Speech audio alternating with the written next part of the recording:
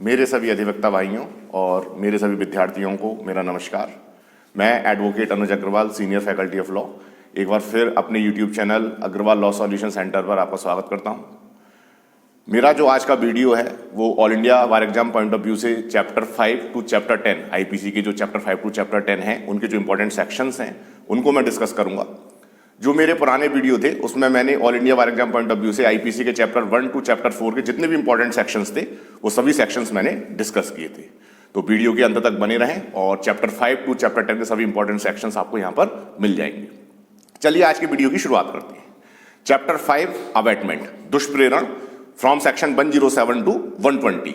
अगर आपसे पूछा जाए कि आईपीसी में सबसे बड़ा क्राइम कौन सा है तो कुछ लोग कहेंगे कि सबसे बड़ा क्राइम जो है मर्डर है, कुछ कहेंगे किडनैपिंग है, एब्डक्शन है, रेप है। मेरी दृष्टि में सबसे बड़ा क्राइम अगर कोई है तो वो है किसी भी ऑफेंस का अबैटमेंट करना, किसी भी अपराध का दुष्प्रेरण करना, क्योंकि ये एक ऐसा अपराध है जहां अगर कोई फर्दर कोई ऑफेंस ना हो, यानी मेन ऑफेंडर अगर उसको पूरा ना करे तो भी अबैटर जो होता है वो उस कार्य के लिए लायबल होता है। जैसे अगर ए बी को मर्डर के लिए अबैट करता है तो वहां पर बी उस कार्य को करे या ना करे, लेकिन ए जो है वो इंस्टिगेशन ऑफ मर्डर या अबैटमेंट ऑफ मर्डर के लिए लायबल माना जाता है।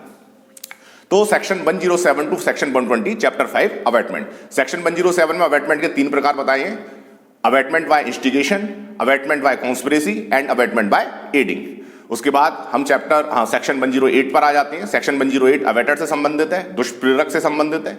दुष्प्रेरक वह व्यक्ति होता है जो किसी अपराध का दुष्प्रेरण करता है या किसी ऐसे कार्य का दुष्प्रेरण करता है जो यदि किसी विधि अनुसार समर्थ व्यक्ति द्वारा किया जाता तो अपराध होता। उसके बाद सेक्शन 108A भारत से बाहर के अपराधों का भारत में दुष्प्रेरण। उसके बाद सेक्शन 109 पर आ जाएंगे। सेक्शन 109 अबैटमेंट का पनिशमेंट है। यदि अबैटर के इंटेंशन के परिणाम स्वरूप कार्य हो जाएगा तो लायबिलिटी सेक्शन 109 में चली जाएगी और सेक्शन 109 के साथ सेक्शन 115 और सेक्शन 116 भी पढ़ा जाएगा। यदि अबैटर का इंटेंशन पूरा नहीं होगा, इन दैट केस जो लायबिलिटी होगी सेक्शन 115 और सेक्शन 116 में चली जाएगी। उसके बाद हम आगे चलेंगे सेक्शन 110 टू सेक्शन 113, 110, 111, 112 और 113 अबैटर की लायबिलिटी को डील करते हैं और अबैटर की उस परिस्थिति में लायबिलिटी को बताते हैं जबकि जो कार्य का अबैटमेंट किया गया है वो कार्य पूर्ण नहीं हो पाता है या फिर उस इंटेंशन से भिन्न कार्य होता है, तो लायबिलिटी 110 से लेकर 113 में चली जाएगी। उसके बाद सेक्शन 114 बहुत इंपॉर्टेंट है, यानी जब ऑफेंस कमिट होगा उस समय जो अबैटर का प्रेजेंस होगा वो 114 में बताया गया है, यानी कार्य के समय, अपराध के समय दुष्प्रेरक की स्थिति। तो इस तरीके से 114 तक हम लोगों को ये जो इंपॉर्टेंट सेक्शंस थे वो देखने हैं। उसके बाद के जो सेक्शंस है वो इंपॉर्टेंट नहीं है। चलेंगे चैप्टर 5A क्रिमिनल कॉन्स्पिरेसी। 1913 के संशोधन द्वारा यह अध्याय आईपीसी में जोड़ा गया था जिसमें केवल 2 ही धाराएं हैं, 120A और 120B।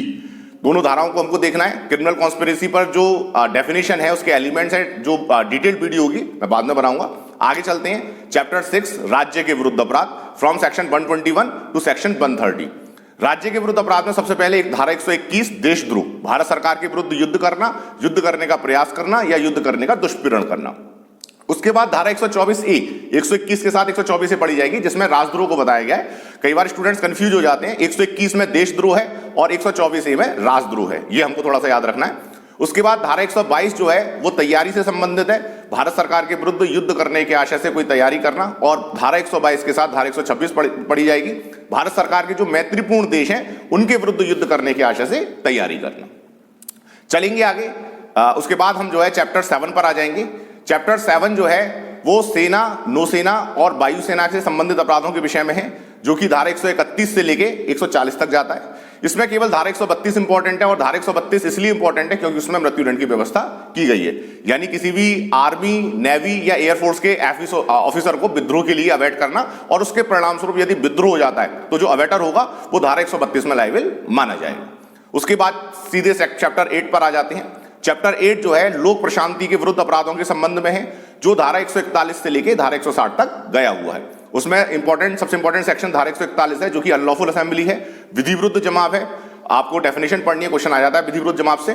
विधि विरुद्ध जमाव 5 या 5 से अधिक व्यक्तियों का जमाव होता है जिनका एक कॉमन ऑब्जेक्ट होता है, सामान्य उद्देश्य होता है, कुछ परिस्थितियां वहां पर बताई गई हैं, उनके संबंध में अगर वो उद्देश्य पूरे होंगे तो विधि विरुद्ध जमाव का गठन माना जाएगा। उसके बाद 142 में विधि विरुद्ध जमाव का सदस्य होना और उसकी जो लायबिलिटी है वो 143 में बताई गई है। 144 जो है वो यदि घातक आयुक्त के साथ कोई विधिविरुद्ध जमा में सम्मिलित होगा तो उसकी लायबिलिटी है। और धारा 145 यदि ऐसे जमा को बिखर जाने का समादेश दे दिया गया है और फिर भी अगर कोई व्यक्ति उसमें बना रहेगा तो 145 में लायबिलिटी चली जाती है। धारा 145 को आप जो है सीआरपीसी की धारा 129 से कोरिलेट कर सकते हैं, क्योंकि 129 में जो है वहां पर बता दिया गया है कि सिविल बल के प्रयोग द्वारा या बल के प्रयोग द्वारा जमा को तितर बितर करना, तो धारा 129 की जो वहां पर लायबिलिटी होगी वो धारा 145 में चली जाएगी। तो सीआरपीसी की धारा 129 और आईपीसी की धारा 145 को साथ में पढ़ा जा सकता है। उसके बाद आगे हम सेक्शन 146 पर जाएंगे जो कि बलवा है। बहुत इंपॉर्टेंट सेक्शन है। जब कभी किसी विधि विरुद्ध जमात द्वारा या उसके किसी सदस्य द्वारा उस जमात के सामान्य उद्देश्य को अग्रसर करने में बल या हिंसा का प्रयोग किया जाएगा तो जमात के प्रत्येक सदस्य जो है उस अपराध के लिए दोषी माने जाएंगे। 146 में राइट है, बलवा है, जिसका पनिशमेंट 147 में दिया हुआ है।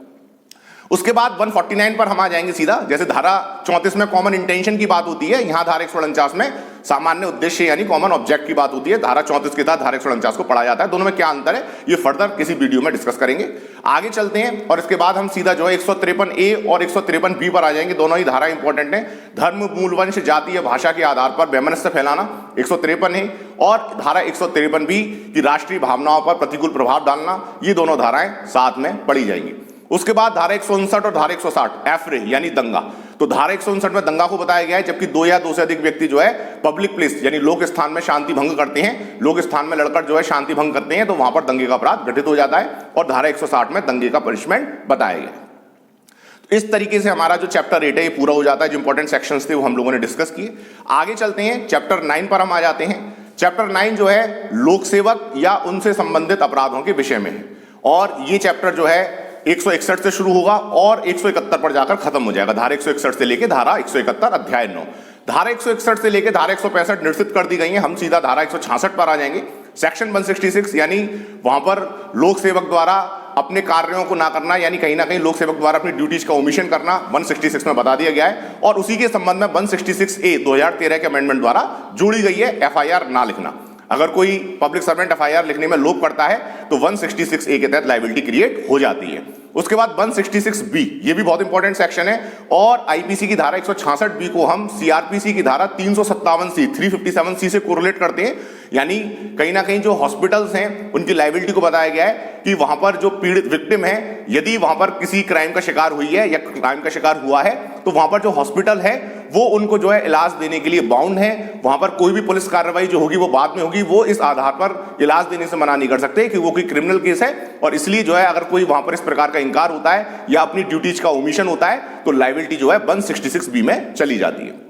तो सेक्शन 357C सीआरपीसी को सेक्शन 166B आईपीसी से कोरिलेट करना होता है। उसके बाद हम जो है सीधा सेक्शन 170 पर आ जाएंगे, लोक सेवकों का प्रतिरूपण। बस इस अध्याय में कुछ यही सेक्शंस इंपॉर्टेंट है। आगे चलेंगे चैप्टर 9A। चैप्टर 9A जो है निर्वाचन संबंधी अपराधों के संबंध में है, और ये धारा 171 से लेके 171A से लेके और 171I तक जाएगा। Section 171A to section 171I। इसमें जो सबसे इंपॉर्टेंट सेक्शन है वो है सेक्शन 171B यानी रिश्वत, ब्राइवरी, जिसका पनिशमेंट सेक्शन 171E में दिया हुआ है। इस सेक्शन को आप जरूर देखेंगे। उसके बाद जो है हम अपने आखिरी अध्याय यानी चैप्टर 10 पर आ जाते हैं। आज की वीडियो का जो लास्ट चैप्टर उस पर हम आ जाते हैं, चैप्टर 10 यानी लोक सेवकों के विधिपूर्ण प्राधिकार के अवमान के विषय में, यानी जो कंटेम्प्ट वगैरह हैं उनकी हम बात करेंगे। और ये जो चैप्टर होगा ये सेक्शन 172 से लेके और सेक्शन 190 तक जाएगा। धारा 172 से लेके धारा 190 तक जाएगा। डिस्कस करते हैं। धारा 172 यानी समन के पालन में फरार हो जाना, यानी जहां न्यायालय द्वारा समन जारी किया गया है और आप पर ऐसे समन की तामील ना हो, आप इसलिए फरार हो जाते हैं, तो सेक्शन 172 क्रिएट हो जाती है, लायबिलिटी उसके अंतर्गत आ जाती है। इंपॉर्टेंट सेक्शन है। उसके बाद 174 थोड़ा सा देखेंगे कि लोक सेवक का आदेश न मानकर गैर हाजिर रहना। 174A यानी जो सेक्शन 82 सीआरपीसी में उद्घोषणा जारी की जाती है, अगर वहां पर उद्घोषणा जारी करने के पश्चात भी अभियुक्त जो है न्यायालय में हाजिर नहीं होगा तो धारा 82 सीआरपीसी का उल्लंघन होने पर धारा 174A वहां पर आईपीसी लागू हो जाती है। सेक्शन 175 भी इंपॉर्टेंट है। सेक्शन 175 आईपीसी ये कहता है कि जहां आपको किसी दस्तावेज को पेश करने के लिए समन किया गया है और आप उस दस्तावेज को पेश करने में लोप करते हैं, in that case liability will be created under section 175 IPC. जैसे सीआरपीसी की धारा 91 के अधीन समन जारी किया जाता है और वहां पर यदि आप उस दस्तावेज को पेश करने से लोप करते हैं तो 175 आईपीसी लागू हो जाती है। तो इस तरीके से हमको याद रखना है। फिर हम आगे चलेंगे इसमें थोड़ा सा और 177 को हम थोड़ा सा देखेंगे। 177 जो है 182 के साथ पढ़ी जाती है। कहीं ना कहीं जो मिथ्या एफआईआर है, झूठी एफआईआर वगैरह लिखाई जाती हैं, ये 177 और 182 के साथ कोरिलेट किया जाएगा। थोड़ा सा और आगे चलेंगे यहां पर, और वहां पर हम बात करेंगे धारा 187 की। धारा 187 जो है धारा 37 सीआरपीसी का उल्लंघन है। कहीं ना कहीं जहां लोक सेवक जो है आपको सहायता के लिए पुकारता है, लोक सेवक जहां आपको सहायता, जब आपसे कोई सहायता मांगता है तो आप ऐसी सहायता देने के लिए आवद्ध हैं, अदरवाइज सीआरपीसी की धारा 37 का उल्लंघन माना जाएगा और आईपीसी की धारा 187 लागू हो जाएगी। तो इस तरीके से यह अध्याय भी यहां पर समाप्त हो जाता है। तो आज के वीडियो में हम लोगों ने चैप्टर 5 से लेके चैप्टर 10 तक के जो भी इंपॉर्टेंट सेक्शंस थे वो हम लोगों ने डिस्कस किए, और मुझे पूरा विश्वास है कि ये सभी इंपॉर्टेंट सेक्शंस आप याद करेंगे, क्योंकि ऑल इंडिया वार एग्जाम जो है वो जल्दी ही आ रहा है। 24 जनवरी का एग्जाम है, उसके बाद 21 मार्च को जो है अगला एग्जाम है।